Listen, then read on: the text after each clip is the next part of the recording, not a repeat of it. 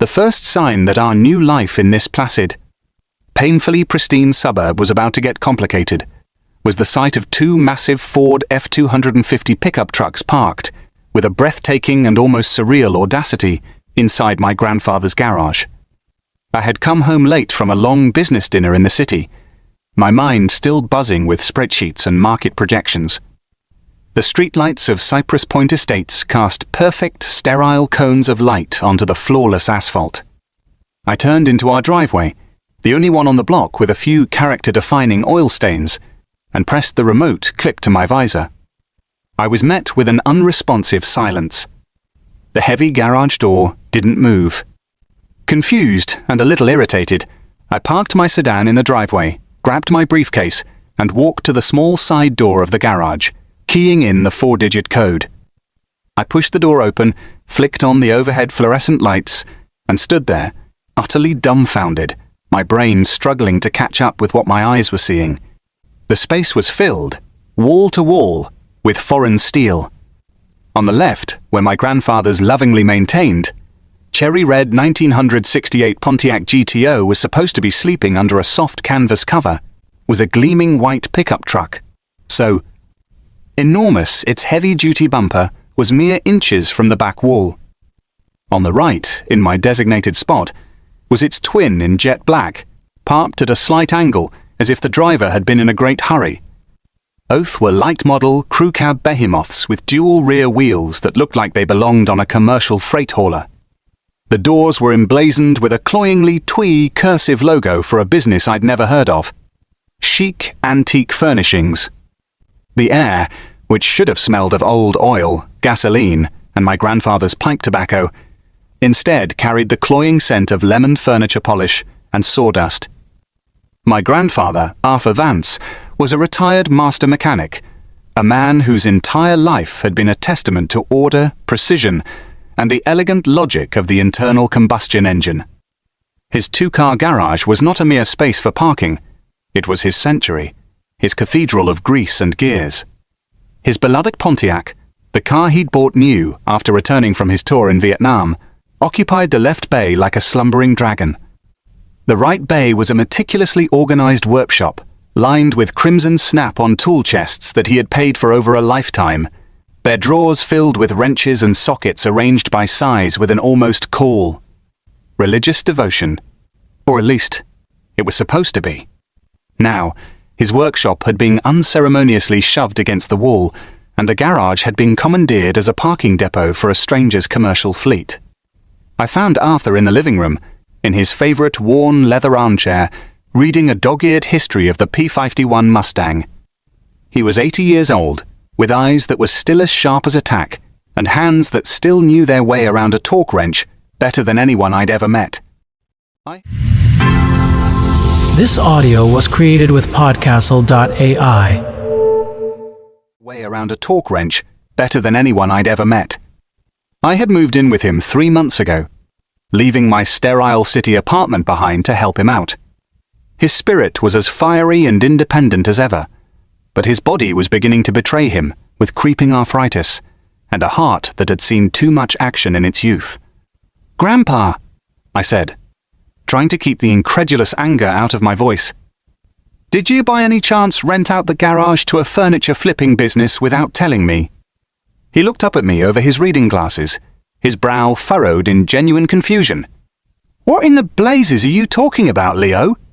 There are 2 very large, very expensive trucks parked in your garage. They're not ours." He put his book down on the end table with a soft thud, a thunderous look clouding his face. He used the arms of the chair to push himself up, his movements slow but deliberate. He followed me out to the garage, his old slippers scuffing on the concrete floor.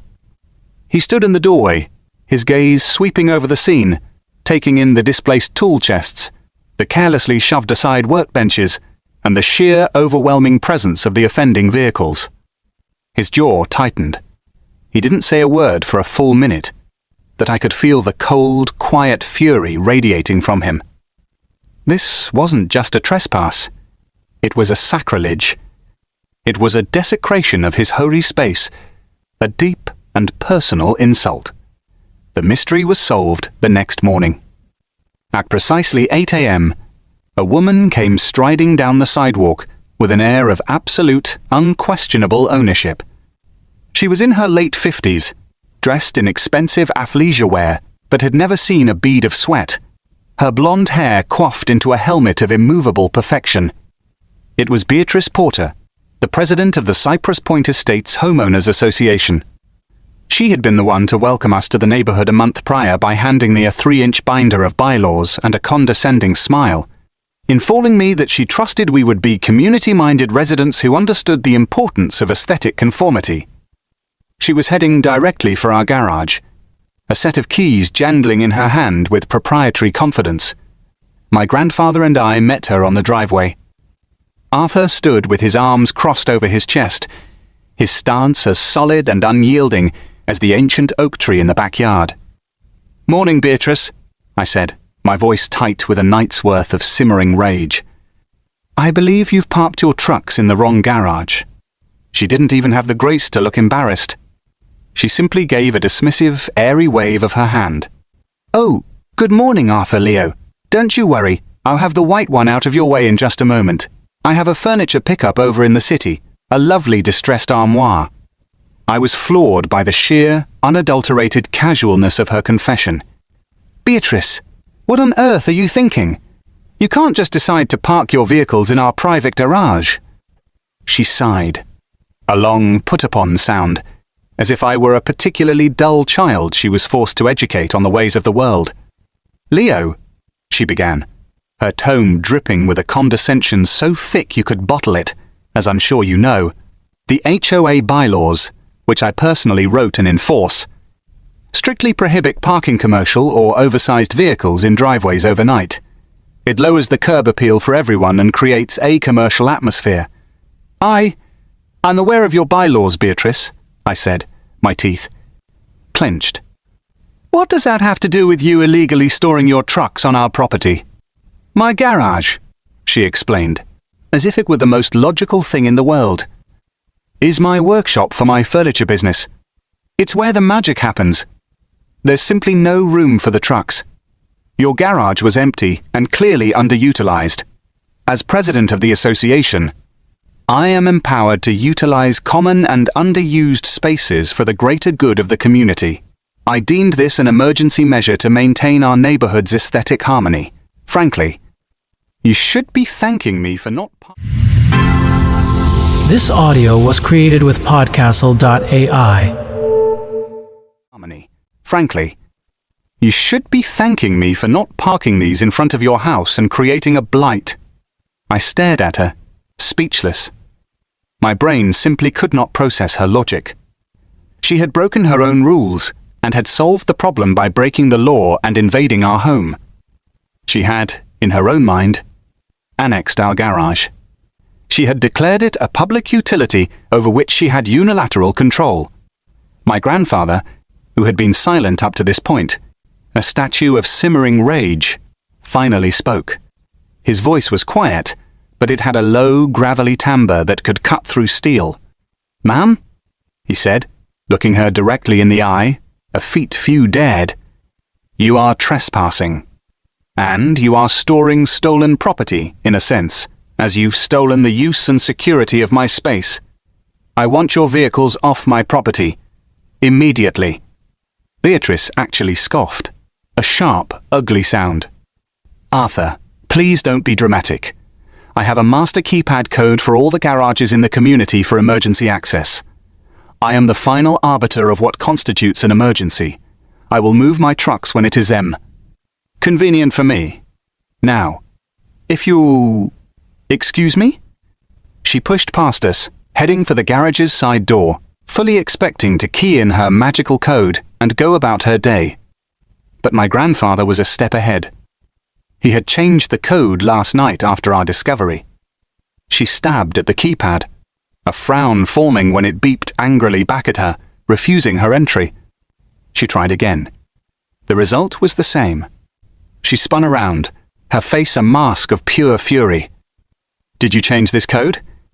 "It's my garage, ma'am," Arthur said calmly, his voice dangerously soft. I can do as I please with my own property. This is an outrageous violation of community protocol, she shrieked. I will have you fined. You are interfering with my business. You are holding my property hostage. No, Mum, my grandfather replied, a slow, dangerous smile spreading across his weathered face. It was a smile I hadn't seen in years, a look that said he had been pushed far beyond his limit and was now, finally, going to push back with the full weight of his 80 years of experience. You are trespassing, and I'd suggest you stand back. I need to secure my property. Before Beatrice could utter another stunned, sputtering word, he walked over to the main garage door's control panel on the wall, popped open the cover, and pulled a set of small, specialized tools from his pocket. Beatrice watched him, her mouth agape, as he began to work with a focused intensity. What are you doing? She demanded, her voice shrill with panic. He didn't look at her. He just smiled that same cold, satisfied smile. An emergency, he said. Well, I believe you're about to have one. I'm making sure my garage is good, and looked up. For security reasons, my grandfather worked with a calm, methodical precision that was both beautiful and terrifying to behold. His hands, though gnarled with age and stiff with the morning's arthritis, moved with the unthinking muscle memory of 60 years spent mastering the secrets of machinery. He didn't curse or rush. He hummed a tuneless, cheerful melody from some long-forgotten big band song as he expertly disabled the electronic keypad, disconnected the main motor from the chain drive, and, for his grand finale, physically removed the small, red-handled manual emergency release cord from the trolley assembly. He was turning his garage into a veritable bank vault, a steel and concrete prison for Beatrice's 2 behemoth trucks. There, he said, snapping the control panel cover shut with a satisfying click. He held up the red plastic handle of the release cord like a trophy of war. Let's see her use her master code on that. Most people don't realize this little red cord is a suggestion, not a guarantee. If you know what you're doing, you can make it so a tank couldn't get this door open without a bulker. Cutting torch. He then turned his attention to the side door, and within 5 minutes, using a set of well-worn lock-picking tools I didn't know he owned, he had removed the old cylinder and installed a new, high-security deadbolt he'd had sitting in a drawer for years. The annexation of Arthur's garage was officially over. The siege had begun. We retreated into the house, and Arthur positioned himself in his favorite armchair by the living room window, a fresh cup of tea in hand, his history book open on his lap. He looked like a general observing the battlefield from his command tent, a portrait of serene, tactical patience. We didn't have to wait long. An hour later, Beatrice returned. She was no longer in her athleisure wear, but was dressed for business, a look of grim, impatient determination on her face. She strode to the garage, pulled out the remote clipped to the visor of her Mercedes, and aimed it at the door. She pressed the button. Nothing. She pressed it again, harder this time, jabbing the button repeatedly as if the force of her thumb could override the laws of mechanics. Still nothing. A flicker of confusion crossed her face, quickly replaced by annoyance. She marched to the keypad and furiously punched in her code. The keypad, now as dead as a doornail, remained dark and silent. Her annoyance began to curdle into a visible rage. She tried the side door, rattling the handle with increasing violence, only to find it solidly, immovably locked. That's when the meltdown began. It started with a low growl of frustration, which quickly escalated into a full-blown operatic tantrum. "Arthur! Leo!" she shrieked, her voice echoing through the quiet, pristine neighborhood, a sound as out of place as a roaring chainsaw. "Open this door! Open it right now! This is not a request!" She started banging on the heavy metal garage door with her fists, the booming sound startling birds from the meticulously landscaped Japanese maple trees across the street. "This is illegal! You are holding my property hostage! I will sue you for everything you have! I will have you evicted! Do you know who I am? I am the president!" Neighbors began to peek out from behind their perfectly white, HOA-approved blinds. their faces a mixture of alarm and morbid curiosity. The Queen of Cypress Point Estates, the woman who fined people for leaving their trash cans out for an extra hour, was having a very public, very loud breakdown on the driveway of the new residence. My grandfather took a slow, deliberate sip of his tea. He watched her for another moment, a faint, satisfied smile on his face. Then he picked up the cordless phone from the end table. "I believe," he said to me, his eyes twinkling, "it's time to report a disturbance." He calmly dialed 911. His conversation with the dispatcher was a masterpiece of calm, elderly truth-telling, a performance of such beautiful, understated innocence it deserved an Academy Award. "Yes. Hello. My name is Arthur Jensen," he began, his voice calm and steady, with just a hint of an old man's tremor for effect. "I'd like to report..." This audio was created with podcastle.ai. Hint of an old man's tremor for effect. "I'd like to report a disturbance at 114 Willow Lane." "Yes. There's a woman here. She seems very agitated. She's screaming and yelling, and she's trying to break down my garage door." "Yes. Quite violently. She keeps saying her trucks are inside my garage." "That's right. Her 2 pickup trucks are in my garage." "No, I have no idea how they got there. It's a complete mystery to me. I just locked up my house for the day, and she started this commotion. I just want her removed from my property, please. I'm an old man, and frankly, she's frightening me." He hung up the phone and took another sip of tea. "They'll be here in 10 minutes, he said, a note of quiet finality in his voice. The police arrived to a chaotic scene. A hysterical Beatrice, still screaming threats at our garage door, and my grandfather, who had decided to go outside to calmly water his prize-winning petunias, looking the picture of a concerned, slightly bewildered senior citizen. "What seems to be the problem here?" the lead officer asked, addressing my grandfather first. Before Arthur could speak, Beatrice launched into her tirade. "This man has stolen my trucks. He's locked them in his garage and he's holding them hostage. He's crazy. He's senile. I am the HOA president, and he is interfering with my legally registered business. I demand you arrest him and force him to open that door." The officer listened patiently, his face a stoic mask, then turned to my grandfather. "Sir, what's your side of this?" Arthur put down his watering can, his expression one of grave concern. "Officer," he began, his voice trembling ever so slightly for dramatic effect, "I'm just an old man trying to live in peace. I came home last night, and my garage was secured. This morning, this woman shows up and starts screaming that her vehicles are inside my locked garage. Frankly, I'm terrified.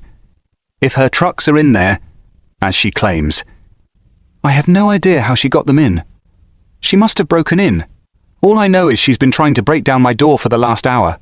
I just want it to stop." The officer's face settled into a grim, professional mask. He understood the situation perfectly.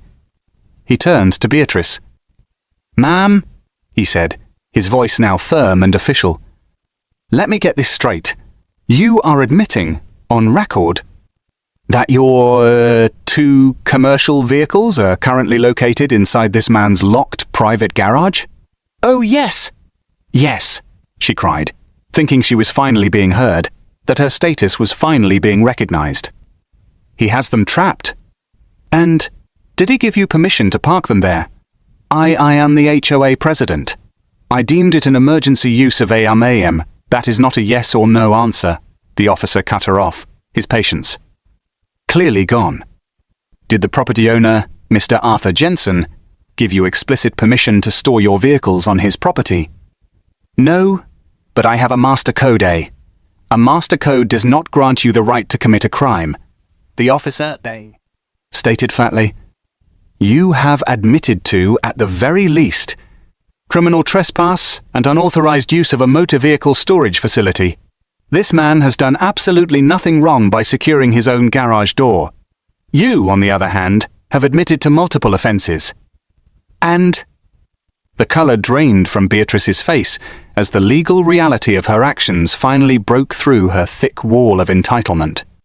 "You are under arrest, ma'am," the officer continued, "for trespassing and public disturbance. The matter of your illegally parked vehicles will be referred to the district attorney, who will likely be interested in your unpermitted commercial operation in a residential zone." He turned to his partner. "Call for an impound truck. We'll need a city-contracted locksmith to get this door open." The utter, soul-crushing humiliation that washed over Beatrice's face was a sight to behold. She was handcuffed in front of a dozen of her neighbours, the very people she had lauded her power over for years. Her reign was over, ended not by a lengthy legal battle, but by a retired mechanic with a toolbox and a deep, abiding understanding of the simple, beautiful concept of a locked door.